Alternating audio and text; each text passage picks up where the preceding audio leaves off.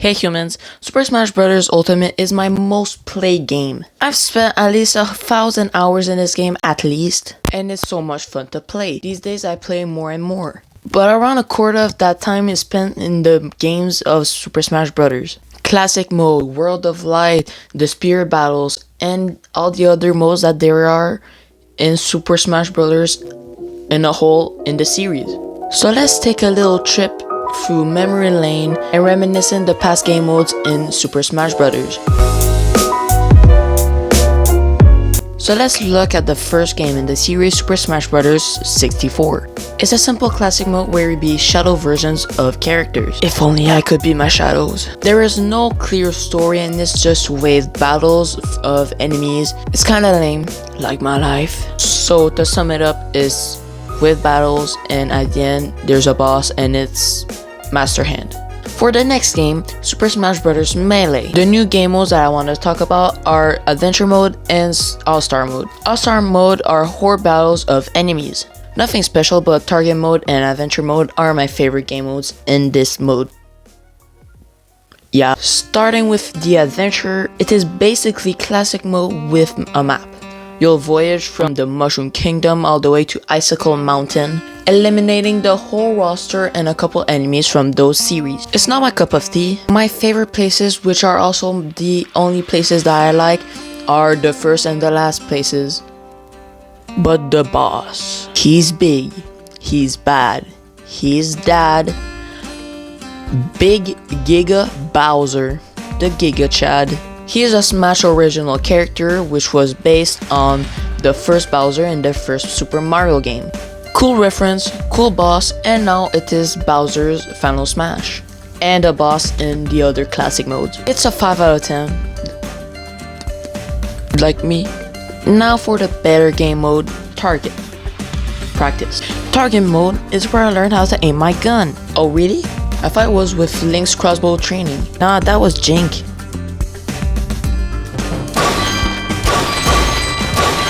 Yeah, not a shot, Zelda. In target practice, you practice targeting with every character in the roster, and they are all different to suit each character's playstyle and moveset. The goal is to break all the targets as fast as possible. It's a really fun challenge which demonstrates the character's abilities. It's really fun and it should return back in the new Super Smash Bros. Series. And fun fact, there are speedruns of Melee's target mode. Thank you for the interruption, Jordan. Now get out of my way. I've never played Brawl, so everything I'm going to say is 100% what I have seen, watched, whatever. I have not experienced this, so I have no opinion on this. Subspace Emissary is Brawl's story mode. It's a way more story-based game from Melee, and with full of cutscenes, a boss that is a Smash original, where characters meet up. The weirdest characters meet up: Diddy Kong and Fox, Pokemon Trainer and Lucas, Kirby and Peach. The whole shtick is that evil characters are turning good characters into trophies, and then we collect those trophies, and then they become our allies, and we can use them for the rest of the game to beat the boss, Taboo. A 6 to 10 hour game. Yeah. Smash 4 only has classic mode. It is trash as it sells. Smash 4 3DS though is way fuller of games. My favorite bunch of games actually in this series, except for Ultimate, which we are going to get there. Hold your horses. Street Smash is a weird game, kind of like Beyblade, where you're trying to bounce opponents off the stage. Okay. Smash 4 has another game mode that is interesting, I guess. A Mario Party spin-off in Super Smash Bros. With Mii characters, where you're trying to get characters, stats, trophies, and every turn you do battles with such characters that you have collected.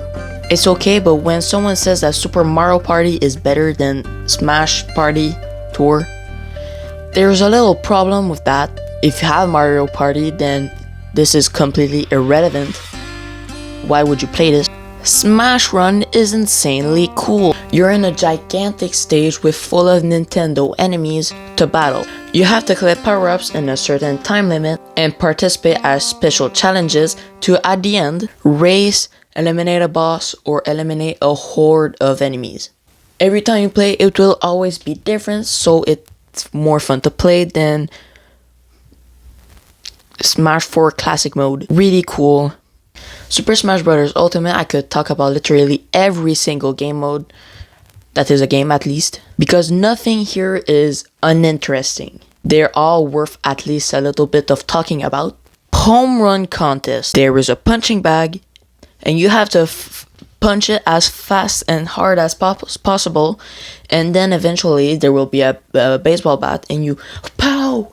And you see it go 2,000 meters that way, and you try to go as furthest as possible using certain characters. Mob Smash is a group of battle rushes. Century Smash, where you fight against 100 me, hence the title. All-Star Smash, where you fight against everyone in the roster in their first appearance, so eventually you will fight yourself. If only I can do that in real life. Cruel Smash is an impossible fight against me's. My record is 5 and I have never seen anyone pass 10.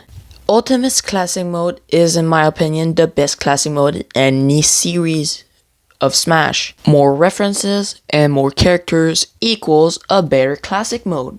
World of Light is my favorite story mode in Smash. The first cutscene of the game truly demonstrates how powerful Galeem and Darkon are, wiping the whole roster except for the one true god.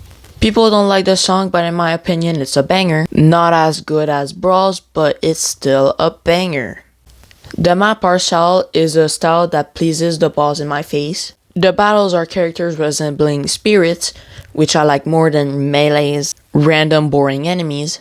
It's a 10 to 20 hour game if you try to complete it all. Discover new places, new spirits, collect everything, collect characters, and grow your army to then fight the boss, Galeem and Darkon. They are the best bosses in the series, period. I don't care about your opinion. My opinion is right and not yours.